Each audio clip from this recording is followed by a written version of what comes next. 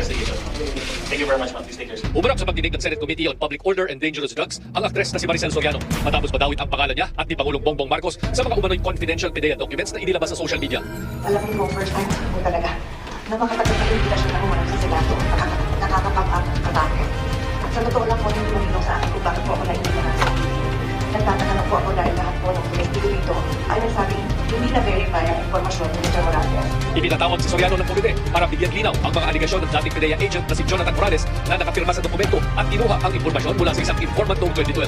Dati naging tinanggi ng PDEA na may ganitong dokumento. Sa pagtinig, tinanong ang aktres kung pag-aari niya ang condominium unit na nababanggit sa umano'y pre-operation report noong 2012. Sa mga nag-viral na dokumento na nagdadamay sa pangalan mo, sa tingin mo ba may katotohanan ng mga nasabing dokumento? Sa tingin mo? Unang-una po, hindi ko alam ito po sa mga dokumento. Nalaman ko na lang yung pinakita sa akin. Dahil hindi po ako nagbabasa ng Okay. mga ganyan.